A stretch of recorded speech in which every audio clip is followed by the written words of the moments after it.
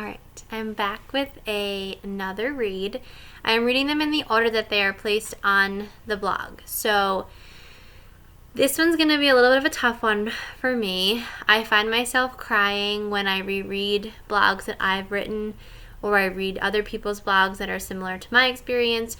So, it might take me a little bit to get through these, but I think it's important to hear each other's experiences. I like to hear myself out loud with my thoughts because it brings me back to a moment in time, but it also continuously reminds myself to be grateful for all that I have, that life is precious, that people in our lives are precious, and all of that. So this will definitely be a tough one. This is about my mom's diagnosis and how it happened.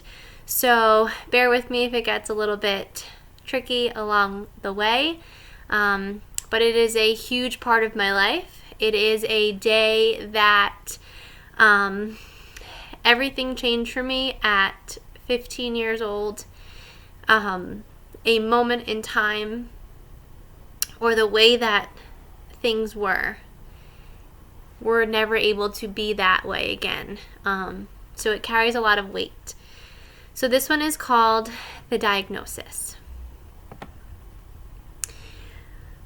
When I was in the 9th grade, my mother was diagnosed with stage 4 breast cancer. I can remember every moment from that day like it was yesterday. If I close my eyes, I can replay it all.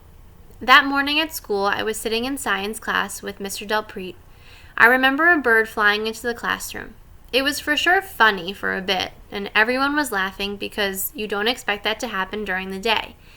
But after the fuss was over, I remembered that my Nana said once that a bird flying into a window is bad luck, or that change is coming, and it felt weird, but I continued on with my day.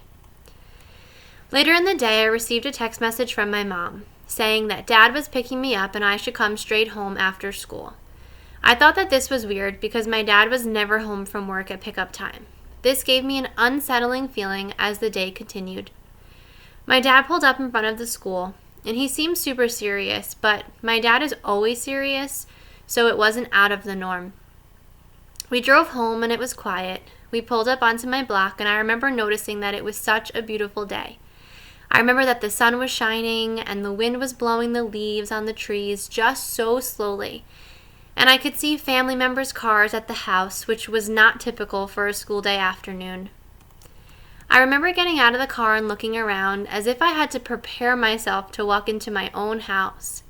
I walk inside my side door, my dad behind me. I immediately hear sobs coming from the basement. That's where my brother's room was. I walked up the 2 steps into my kitchen and I turned right. At the kitchen table, I saw my mom and my Aunt Liz. They were sitting there, waiting for me with a box of tissues. My mom asked me to come sit down for a few minutes. I remember everyone's demeanor being very gentle and very calm and very quiet. I was feeling very uncomfortable. My body felt warm and I felt a lump in my throat. I looked over at my dad, who was leaning up against the sink, staring at the floor with his hands on his chin, and I remember thinking how sad his eyes looked. My mother started to speak, and as she did, she placed her hand on top of mine. She said, "Alyssa, I had to go for some testing, and I spoke with some doctors today, and it turns out that I have been diagnosed with breast cancer. I want you to know that we are going to fight this, that you are my shining little star, and if you can be strong, then I can be strong. I promise I will fight this as hard as I can, and we will stay strong and do this as a family." Just writing those words, she had to share with me and her 2 other children the pain she must have felt in her heart I never really thought about until now. So that was it. In the blink of an eye, in a few short sentences, my whole world was changed. From that moment on, nothing would ever be the same, and the future my parents thought they may have had was taken from them. Everything that happened that day, it made complete sense. The bird, the text, Dad picking me up, the sobs, my dad's sad eyes, and the tissue box. I remember soaking it all in, slowly leaving the table, walking upstairs to my room, shutting the door, sitting against the wall, and just crying. This is where our journey with cancer started. So, it's such a heavy part of my life because in an instant, from waking up that morning and going to school and then coming home from school, my life had been completely altered. The way that we saw it, the way things were normal, a normal household, everything was perfect. And then this ginormous shift that was about to occur at 15, and how much weight was put on our shoulders, and nervousness and anxiousness and all those things. Although I don't remember feeling that at the time, I think that my mom and dad did a really good job at handling the diagnosis and the journey and all of that, like phenomenally. I think that's I said that right. But just in general, I always think back to that time that I was 15 years old and my life was one way, and in 24 hours my life was a completely different way. And I'm sure that that has happened to a lot of people in this world, where their life took a complete shift in the way that it was being run every single day. So my mom was diagnosed with breast cancer when I was 15 years old, and she battled it for 6 years, and she did a damn good job at it. And unfortunately, it took her when I was 21. So there's more to come with that journey and her illness, and what it was like growing up with a sick mom, and all that kind of stuff, and even her journey. And I did want to share just part of her journey too. My mom was really big into emails because it seemed to be a way that we could communicate. So instead of talking face to face, my mom would set up emails and ask questions or update us and tell us things and so on. So in some of my blog posts, I include emails from my mom and that experience that she went through. So I'm just going to share the bottom of the blog here and what she wrote. So it's a little bit small, so I have to come up close to the screen, but it says, "I was very sorry to have to be the bearer of bad news today.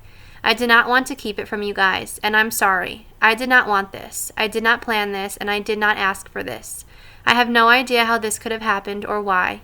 I go to the doctor routinely, and I take care of myself, and somehow it snuck up on me. I hope to God that with all the prayers in the world and a positive attitude that I can fight this. I'm going to be a fighter. You know I am tough, and I will do what I have to do. First, I have to find out all the facts and see what the plan is. So hopefully, after going to a few doctors and getting information, I can decide what is the best route for me to take. I know it's going to be hard, and I will need some help. How can you help? Get along and love each other. Clean up after yourselves to make my job easier. Be strong. Talk about anything you're afraid of. You can either talk to friends, family, or I can set up a counselor appointment for any of you. Try and finish up school as best as you can. Keep busy and go to work. I know some of you are not the affectionate type, but hugs will help me heal. Support your father. He's going to need it. Go to church and pray for me. And last but not least, know that I love you and everybody loves you. You have 2 big, beautiful families around you that will help you get through all of this. This will help you get through all of this." And you know, she goes on to say some other things, but just some, you know, tidbits of information. So I am 8 years out, or it sounds like a weird thing when I say 8 years out, but my mom passed about 8 years ago, and the emotions are still always right there on the tip of a reading or a moment or a memory or things like that. So I'll be back for another read soon. Thank you for listening.